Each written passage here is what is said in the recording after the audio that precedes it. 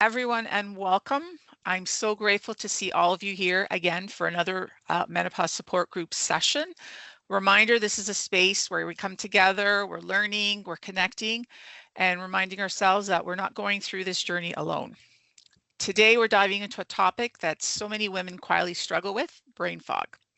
That feeling of forgetfulness, mental fuzziness, or losing your train of thought. It can be frustrating at times, sometimes a little unsettling, and it's something we simply don't talk about enough. But today, great news, we're talking about it. And even better, we have the perfect person here to guide us through it. We're incredibly fortunate to be joined by Dr. Jason Granzotto, a naturopathic doctor with over 20 years of clinical experience. Dr. Jason is the co-owner and operator of the Tri-Health Wellness Center, which runs alongside with his lovely wife, Dr. Maria Granzotto.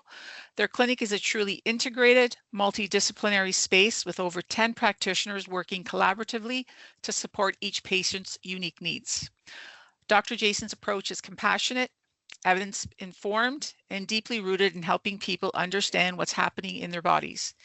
He prioritizes diet and digestion as foundation to health, using detailed history taking, functional lab testing, and body composition analysis to guide the care. He's also a strong advocate for innovative health technologies, including red light therapy, hyperbaric oxygen, infrared saunas, and cryotherapy, all of which he incorporates into his daily practice.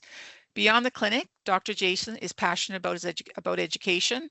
Through social media, podcasts, videos, and blogs, he actively shares knowledge with the broader community, empowering people to better understand their health.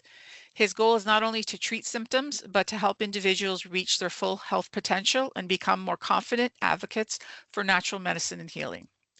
Please join me in welcoming Dr. Jason as he shares his insights on brain fog during menopause, what causes it, what it means, and most importantly, what can we do to support ourselves. And also, Dr. Maria is on the line with us as well. She'll be listening in and she'll be available at the end to help answer questions with Dr. Jason. Over to you, Dr. Jason. Thank you, Laurie. That's a very kind intro. I hope my presentation suits all of you and will be a nice source of reassurance, education, and hopefully some insights in how to help yourselves and help others because brain fog is it's a bit of a foggy symptom or condition, and it's a bit of a cloud where when you're inside of a cloud, you don't know where you are, you don't know where up or down is, and a lot of the time that's what you may feel like. And hopefully in this presentation, we'll go into more of like a definition or a further understanding of what this symptom, this syndrome, perhaps, or a combination of symptoms, what it means, how to identify it, and what are some of the factors that contribute to its cause, its your experience of it, because it's an experience that's very subjective. And I think there's a lot of confusion about it because it's so subjective. Not everyone feels the same thing. And a lot of the times the patient doesn't feel the same symptoms every day. And so it's kind of like a moving target. And that's why it's kind of confusing for a lot of people because like, do I have it? Do I not have it? How do you even define it? So hopefully this presentation will, highlight that and clarify for everyone. And we're going to talk about the naturopathic approach to it. We'll be speaking about a lot of labs and some other things, but I believe in what we've, experienced through practice with our patients is that there's a lot of areas that we need to address, and it's a multifactorial presentation of symptoms that one thing bleeds into another, and multiple conditions or deficiencies, if you will, they can, create a perfect storm. And sometimes they really magnify each other and increase that experience of the symptoms. Sometimes things can, go into a remission or be a good period, and they come and go. And sometimes it's hard to pinpoint what exactly is going to be triggering it. And it's a moving target. So we're going to try to make sense of like what are the areas that we can have some control over, what we can identify, and how to give you a little bit more of a plan of action in that way.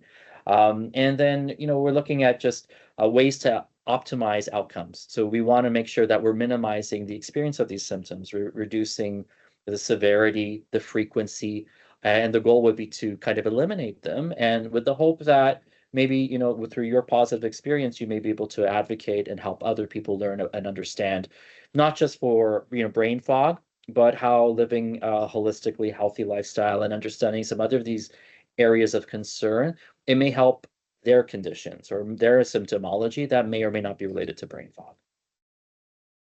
Lori did a great job of like introducing the concept of brain fog, and a lot of people experience what may seem like mental fatigue, where tasks that you're usually very competent and able to do, they're a lot harder.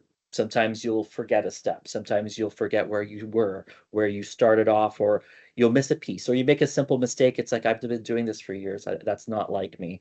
And once or twice, no big deal. But when it becomes a habit, or, months go by and you're like, I'm noticing that I'm forgetting things. I'm noticing that I'm leaving things out. I need to be reminded. Sometimes because now it's affecting quality of life and quality of work. And that's usually when a symptom picture like brain fog becomes a problem, because we can forget a name. We could forget why we walked into a room once in a while. But when it's starting to affect our quality of life and our ability to do our jobs or interact with people, now we're becoming more self-aware of it, self-conscious about it. And it could be like an area of concern, because now it's like, if I'm losing my memory and I'm not, working at my same speed, and I'm having a hard time even getting a job or a task done or initiating a project, like, is there something wrong with me? I don't know, and I don't know where to even look. And we need to understand more about the physiological factors that go into that. And then some of the things that patients explain is like feeling like their brain's wrapped in cotton, feeling like their head's in a cloud, feeling like you need more time to do something.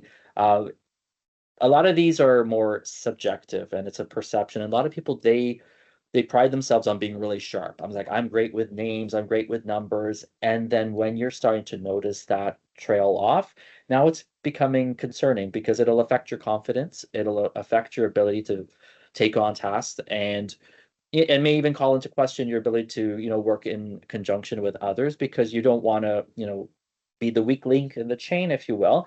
But now we want to like make sure that, is there something wrong with me? Do I need to go to a doctor? Do I need to get my head scanned? Am I depressed? Now you have all these questions and doubts and uncertainty. And there's also, depending on age, I mean, and it's happening at earlier ages now, on early onset dementia, like that's something that creeps into your mind, and it's probably not that, but now we start doubting ourselves, and I think it is a blow to our confidence. So we have to do things to, rule out those other concerning areas, but to build confidence and see how we can, get back our sharpness. And this is a lot of the stuff I had already mentioned, where it starts affecting your quality of life and your relationships and work and productivity. Some of the things that we want to make sure that we're ruling out are like nutritional gaps. If there is something going on hormonally, if there is some kind of inflammatory process, now we're trying to take a physiological approach to something that seems like more in the mental sphere, which is not very intuitive, because most of the time we think, if I had a nutritional deficiency, maybe I would feel tired, or I would have like my skin doesn't heal, or I might have like, maybe something that would show up on blood work, as opposed to something that would start to affect your cognition or your ability to, and even just focus on a task. So it's an interesting correlation where we start connecting the brain with nutrition, diet, and other physiological functions. Yeah, so the presentation is going to work through understanding and looking at root causes, and then some more of the, the functional information that your naturopath would be looking at, and then, introducing some concepts that will help you, seek out an option that might be beneficial in this area or others. Understanding the mechanism. So when we look at a very like physiological or medical perspective, usually when the with the brain, we're trying to think maybe neurotransmitters, maybe there's a blood flow issue, maybe there's something worrisome, like maybe a growth. And a lot of the times when a patient starts experiencing brain fog, their instinct is to be like, maybe I should go get my head scanned. Maybe I should go talk to my family doctor. Maybe there's something going on that heaven forbid, but I'd want to rule that out and make sure that I'm not missing something major. And for the most part, like most doctors, they'd probably dismiss it. Some doctors, they'll be like, you know what? I don't think there's anything wrong, but let's set you up with an MRI. or a CT or something just to put your mind at ease, just to rule out that, yes, there's nothing major going on. And for a lot of people that experience brain fog, yeah, that is ruled out very early on, and thankfully. However, that doesn't solve your problem. You still have these symptoms. You're still forgetting names. You're still feeling like your head is in a cloud. You're still lacking some of that drive. You're also um, losing some of that motivation. And when you wake up in the morning, sometimes that's the check engine light and like, am I going to have a good day or is it going to be a bad day? And that could really throw you off because if you wake up and let's say your head is a little fuzzy, you're probably not going to have a great drive into work. You're probably not going to be super productive, when you get into the office. You might start relying more on caffeine. You might start finding ways to be like, cutting corners or, not taking on things because like I don't even have the mental capacity to do that. And there's so many other areas that might be affecting, but the cause of your symptomology. But it is good to rule out these areas. And to be honest, most people would never, get these like neuroinflammatory or neurotransmitters measured because they're not really, they're not done through like our OHIP system. Sometimes they're done through like a neurologist if that's something that, it escalates to that level. A lot of these kind of concepts, they're developed through people's experience with social media. They'll be like, listen, I think I need GABA. And a lot of patients will come in and it's like, can you measure my dopamine? Can you measure my serotonin? I think I have low serotonin.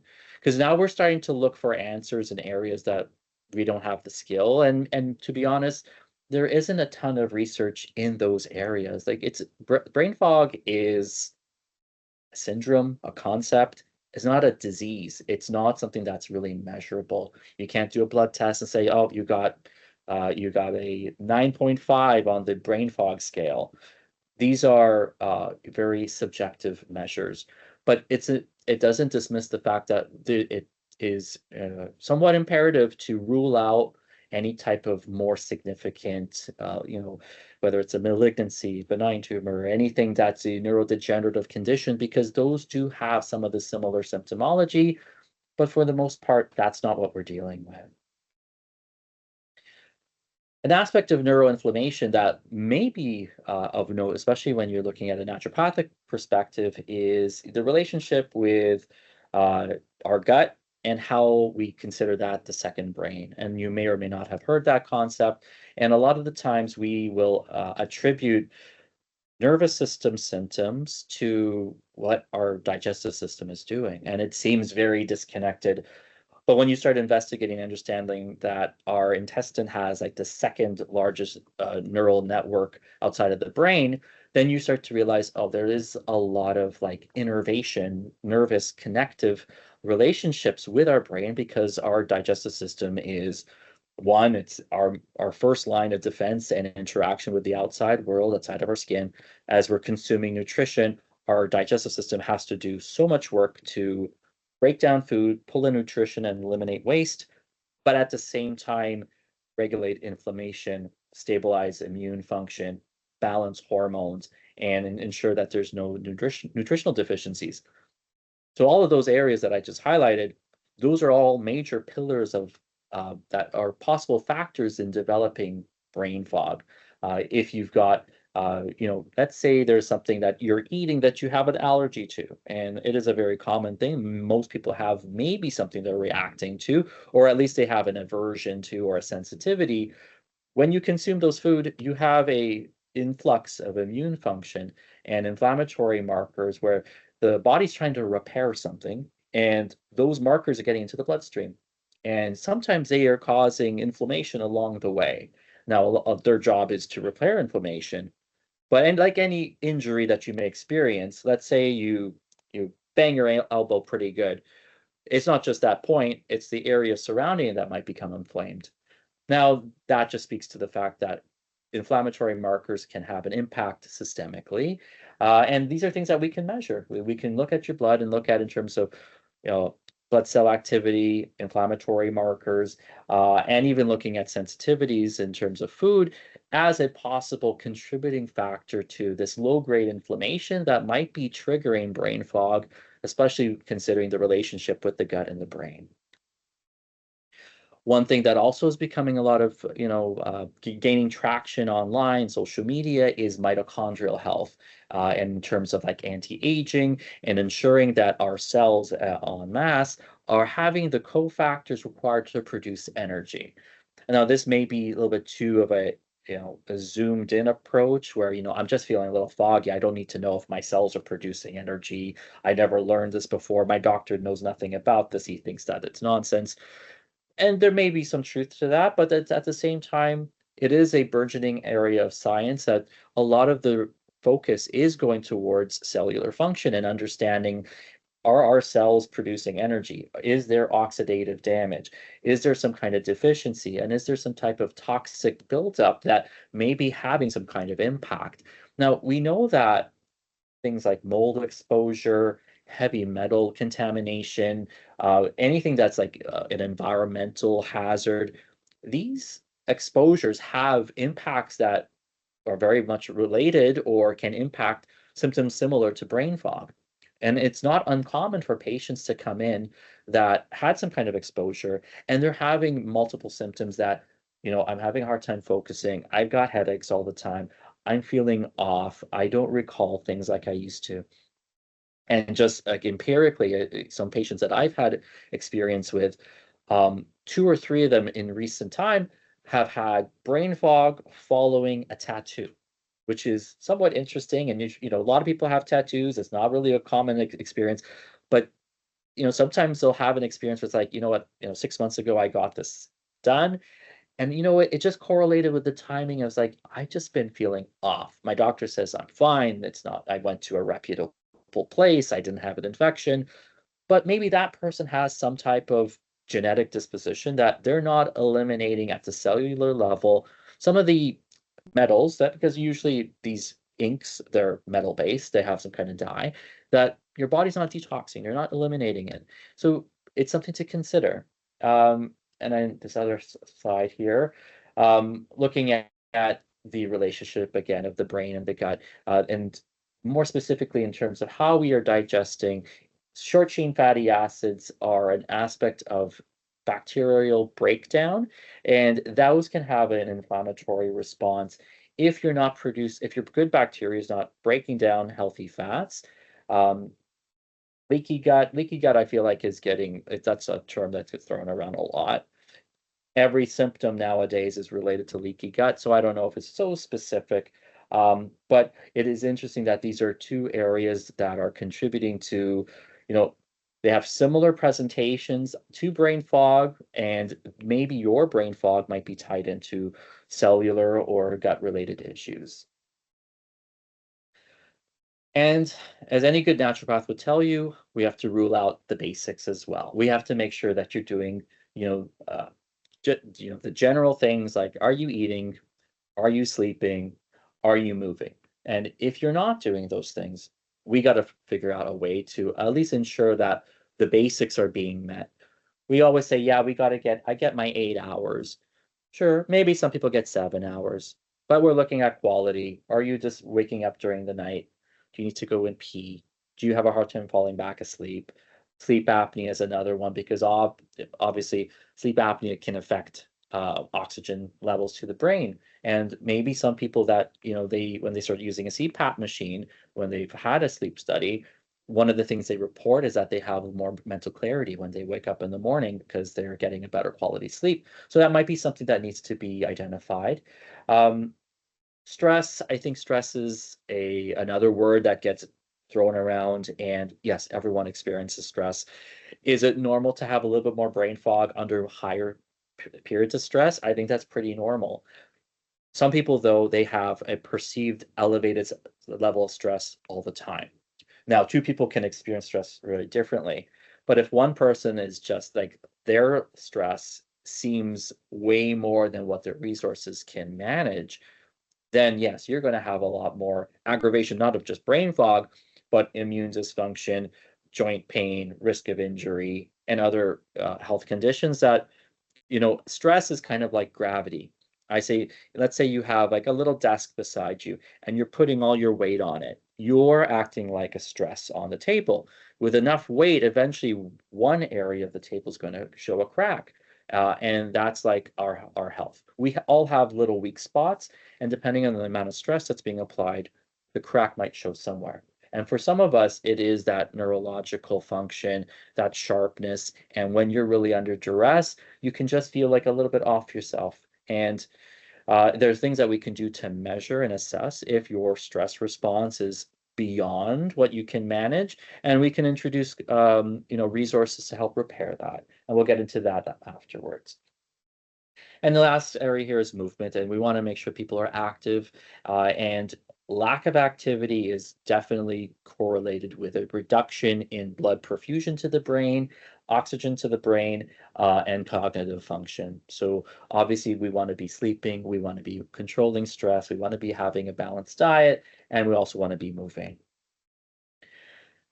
Often we'll look at some nutritional factors to ensure that there's nothing that's grossly being overlooked, and it's like, hey, you know what, after all, I just have low vitamin B12 and I got a B12 shot, or I start taking a B vitamin with B12, and you know what, my cognition, my brain function, all of those symptoms, they just started to get a lot better. I started to feel more clear, I had more motivation, more drive, and it was just I was low on B12. That's a good scenario. Often it's not that simple, but it's something that we would definitely want to rule out and ensure that we're, maintaining. And because not everyone absorbs vitamins at the same rate. Some of us have some genetic dispositions, some of us have some dietary restrictions, some of us know our diet's not great, some of us are overlooking some areas of benefit that, you know, having a balance, it can sound like a very relative term, especially on social media or on the internet, what you're asking, or even if you're asking your family doctor, what's a balanced diet? They'd be like, well, just, go to the grocery store, eat, I don't know, not a nutritionist. And even if you go see a nutritionist, they'll be like, well, we want to get a balance, or we want to do an anti-inflammatory diet. Most of those are avoiding some things that are problematic, highly processed food, junk food, that sort of thing. But it actually ends up being an emphasis on eating a balance to your diet. I'm a proponent of a breakfast, lunch, and dinner, and having protein at each meal. If there are the things that are areas of concern, if you're having digestive issues, if you have some history of a sensitivity, if there's some things that maybe you're lactose, you would want to identify those, because eating foods that don't agree with you have a worse impact on nutrition than not eating not eating the right foods, if you know what I mean. In that, if you're eating something that's causing damage, it actually impairs your ability to absorb those levels of nutrition that are ideal. Other things just to touch on, I like magnesium to act as like a relaxing agent, especially at the end of the day, because sometimes brain fog can impair sleep, which seems weird because when you have brain fog, you probably feel a little tired or drowsy. Maybe you're tired during the day, but often you might have some issues relaxing and getting into a restful state to actually fall asleep, where magnesium can help that. I like omega-3s as well because it feeds into the brain and helps with neurological function. DHA especially is great for protecting the brain against neurodegeneration. And iron, sometimes just having low iron can cause symptoms that are similar to brain fog or just that malaise. A little bit more specifically into hormones, because we are we're given this information that, yeah, we all have hormones. Sometimes there's hormone deficiencies. Some people take HRT, which is hormone replacement therapy. Some people are concerned with the risk factors in terms of that. But at the very least, you'd want to get a baseline to know what hormones are, in the normal ranges, if there's anything that's leaning towards a deficiency. And these are very common with age and time, and also increased levels of stress. As our body goes through, whether it's a stressful time period, we tend to deplete our resources. Vitamin D is something that tends to be, used up. The adrenal function, sometimes DHEA is one of those markers, or cortisol. Those can be fluctuating greatly. And a lot of times people will say, I feel like I'm under a lot of stress, and my cortisol must be really high. And the truth is, cortisol can be high for short periods of time. Usually, cortisol is great for brain function. Cortisol helps stimulate your heightened senses so that you can get through stressful periods with ease or to help you compensate for an impairment. But cortisol that tends to get depleted quickly. So you don't want to feel like, your cortisol's you're using a cortisol because eventually you run on empty and then you really feel that fog and that lack of drive. Other things to look at, and we'll touch on later, is thyroid function. Underactive thyroid is something that really can impair neurological function and also digestive function. So, and also perimenopause, which I think is something that we really need to focus on because a lot of women will say, like I turned 40 and then just a switch shut off. And yeah, my body changed, my cycle changed, and now my focus, my brain, how I think, how I recall things, and even mood.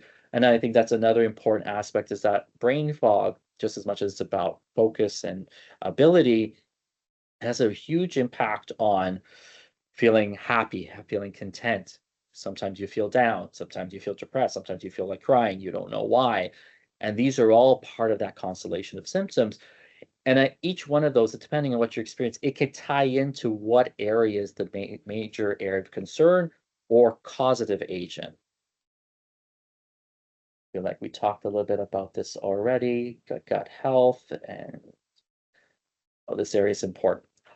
Some of the things that we do need to always investigate, especially if those earlier factors are seeming to be coming back normal, gut health is fine, you made adjustments with your sleep cycle, you're eating a balanced diet, there's no nutritional deficiencies, but still I'm not feeling good.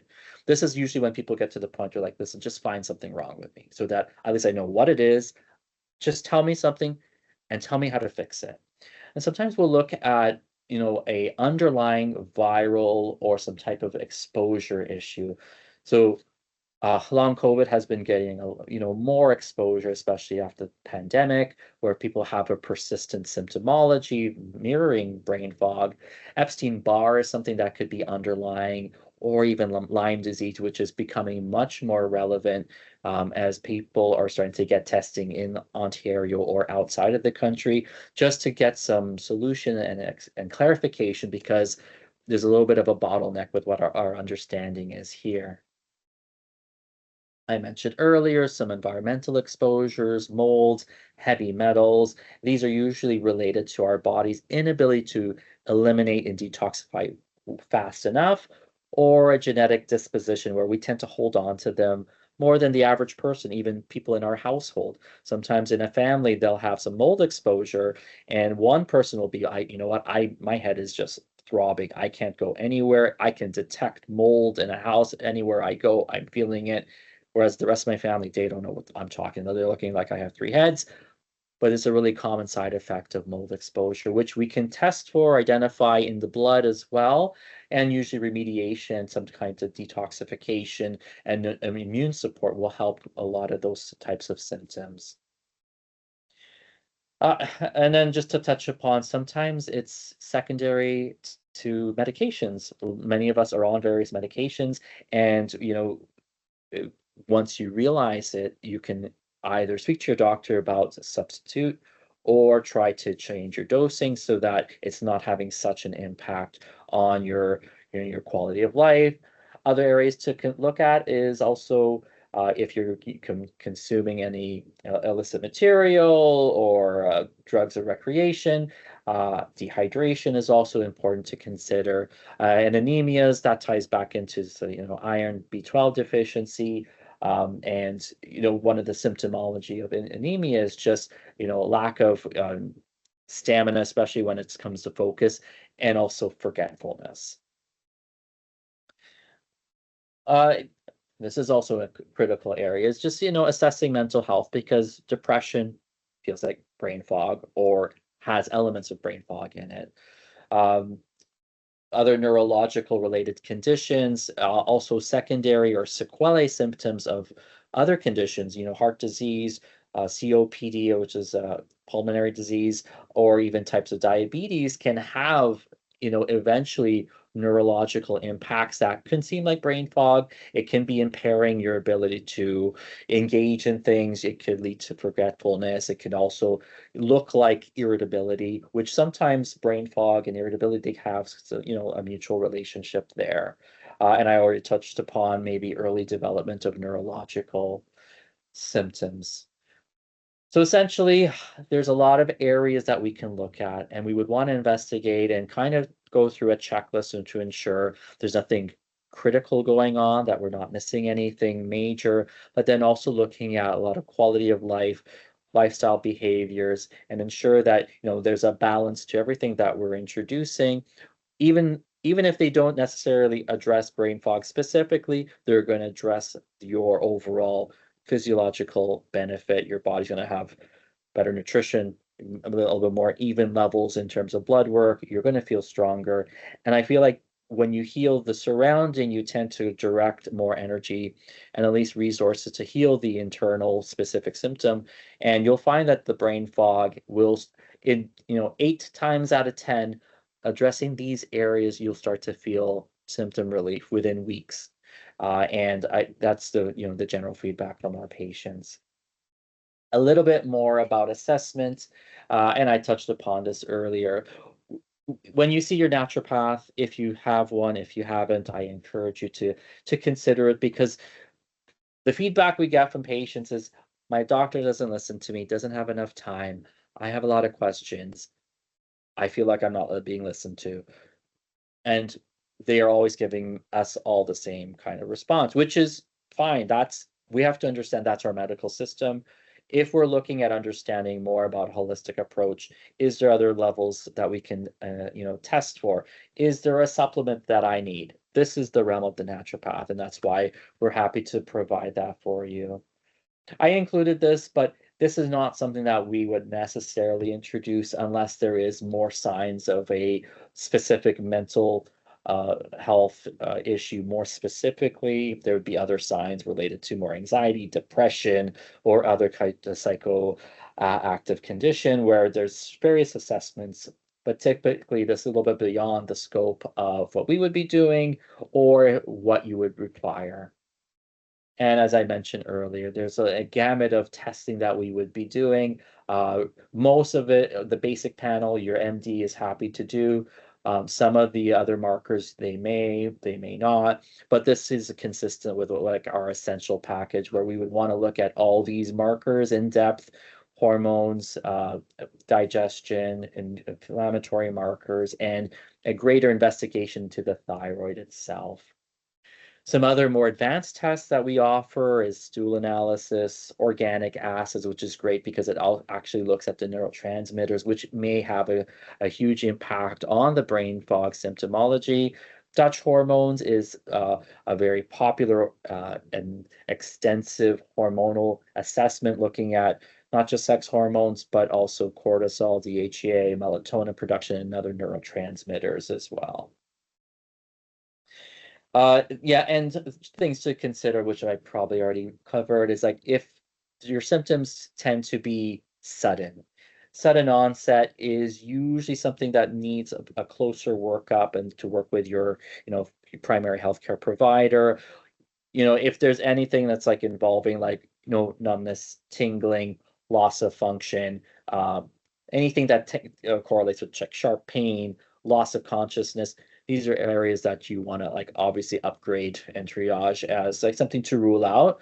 But for the most part, we're not experiencing these severe level of symptoms. It's this general malaise that impacts every area of your life, but fortunately is not to the level where you need critical care. And Try Health, and in any integrated clinic, you're looking at a collaborative approach where your naturopath, and if there's a nurse on staff or medical director, you would want to be able to kind of correlate, a good history, a dietary assessment, advanced blood work, and also identifying, once we have that blood work, what do we do with that? Do you need a type of hormone? Do you need a medication? Do you need more dietary direction? Do you need nutritional balance? Do you need vitamins? this is what we would kind of introduce and offer as a solution. And more specifically, yeah, the naturopathic approach tends to identify the root cause. And a lot of people will say, well, naturopaths tend to go a little bit slower. I don't think I would see results as quickly. And the truth is, you tend to see results relatively quickly in a progressive way. You may not be cured next day, but what you'll find is that areas of your health that are contributing to countering those brain fog symptoms, you might notice within the first week, it's like, you know what? I felt a little bit more energetic. I felt like I didn't have as many episodes of like just feeling out of it, and I feel like I have a little bit more motivation. And within weeks, you're starting to notice I have a little bit more clarity. I feel like I'm waking up, my head, the cloud is not there. And that's empowering because you're seeing progress. Often what we'll do is we'll try to introduce a dietary approach that will address whether there is, you know, a Mediterranean style diet, which is already anti-inflammatory. We talked about the blue zones. If you've watched any of the documentaries about the areas of the world that, those individuals tend to live to 100, a lot of it correlates with a Mediterranean style of diet with high omega-3s, activity, and low consumption of like processed foods. This is a little bit more specific, and sometimes if we need to investigate more of a digestive approach, there's like a 5R where we're looking at eliminating things that are causing issues with the gut specifically because the body has a lot of bacteria and yeast and overgrowth that is often triggered by high processed or high glycemic or high sugar foods. And our diets tend to eliminate those triggers and allow for the gut to start to heal in order to reduce those inflammatory states. I mentioned these earlier. These are some key supplements. Methylated B complexes are all the rage, especially for the factor that they have a huge support to neurological function, methylation, and crossing the blood-brain barrier. And I had mentioned already the omegas and magnesium. Here are some cognitive nootropics. These are things that you would definitely want to speak to your naturopath about. Lion's mane gets a lot of positive press because it helps with focus and memory. Ginkgo biloba is great for memory as well. Rhodiola and ashwagandha are great for like cortisol, reducing the cortisol and helping you feel a bit more balanced. When we look at mitochondrial health, again, these are things that you would maybe do some research and understand. But if we're looking at that as like an anti-aging, antioxidant protocol, CoQ10 is great, and something maybe like an N-acetylcysteine or NAD, perhaps as like a vitamin injection, glutathione. These are things that our nurse would be offering just to help with boosting an anti-inflammatory response, stimulating an energy surplus to the cells, and ensuring kind of dialing back the clock on our years. This is something I also feel like is really, and we'll spend some time talking, is bioidentical hormones. And I love bioidentical hormones once I understood what they were and how they work. These are slightly different than HRT or hormone replacement that many women are often put on, and some men, once they get into perimenopause or and in particular for the symptoms at that point, or post-surgery, whether it's a partial or full hysterectomy, or anything related to that. And HRT has some negative press with regards to risk factors, history of breast cancer, family history of breast cancers, or heart disease. Synthetic hormones tend to show the bulk of those concerns, whereas bioidentical, we're bypassing a lot of those synthetic concerns because the synthetic hormones are not processed the same by the liver because they are changed. They're not identical to our innate hormones, whereas a naturally sourced hormone, whether it's animal or plant, is the exact same form as our original hormones that we're trying to produce, and for whatever reason we may no longer. And we can supplement with these hormones and reestablish all the benefits that they were offering us when we were a little bit younger.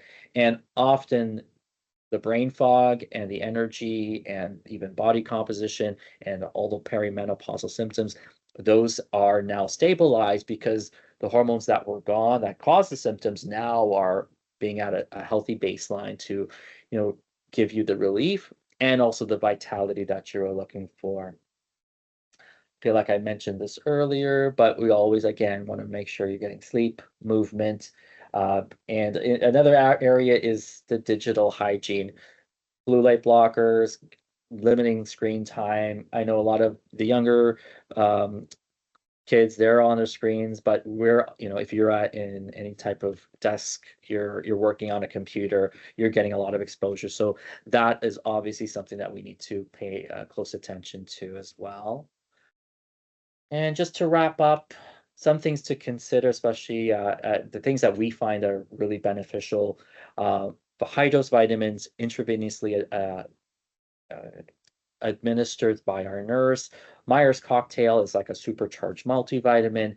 And when someone is utilizing that, they're getting immense benefit throughout every area of their body. All organ functions tend to improve, brain fog included, because now you're no longer having any type of deficiency that may or may not be there through diet, digestion, or hormonal imbalance. Red light therapy is great. I also like SAD lighting, the full spectrum light. That's something that you can keep on your desk or see first thing in the morning, and that will help with the brain fog. And also oxygenation is key. So physical activity is key, but also something like hyperbaric oxygen, which I'm a proponent of, I use with my patients. It's great for improving oxygen to the brain, where we're preventing and even in some cases reversing neurodegeneration, which helps with focus. Absolutely, that was the main thing that people notice when they're doing oxygen therapy. And we also offer acupuncture, infrared sauna, and various other protocols to detoxify. And just to summarize, I think these are things that we would follow up and see progress over time. And nothing's fixed in a day. Rome wasn't built in a day. But I would say that weeks by week, you'll notice is an improving and an escalation of improvement, a progression and change in your symptoms to the point where you're like, you know what? I'm noticing it less and less and less to the point where I'm feeling much more clear. I'm happy with the results, and now I'm being an advocate. I'm telling other people about what I'm doing. Just briefly, this is a case study, and this is obviously someone that would benefit from hormone assessment. But, very typical 45-year-old perimenopause, some IBS history, periods are becoming irregular, doing a pretty comprehensive assessment, getting her on one of our, Mediterranean anti-inflammatory diets, and, doing some other interventions where supplements coming into the clinic maybe for some red light, and a lot of the homework that we're prescribing is getting her the results that she's looking for.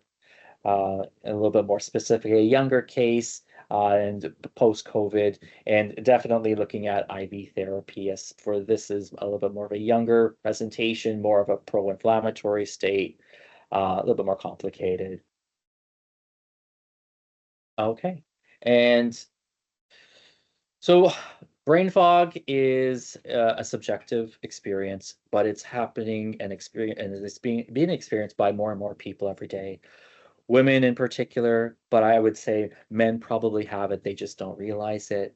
Their families might realize it. Their wives might realize it, and they usually wait until they're being forced to address it. But it's something that's very important that you're proactive to address. And it's not something that you just have to be resigned to and just say, oh, this is just how it is. Like you can have positive impacts in your life, make these changes, and they're going to have a trickle down effect to all the other areas of your health.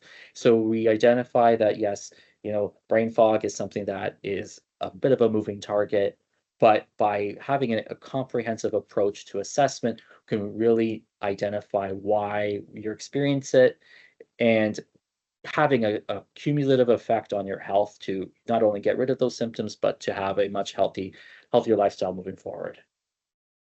All right, I'm going to stop sharing. Thank you very Hi, much, Dr. Jason. Hi. my pleasure. I hadn't seen you guys in a while. I was looking at my PowerPoint. Wow, that was a lot of information. Thank you for providing us with that information. I am going to just stop the recording, so just give me 1 minute.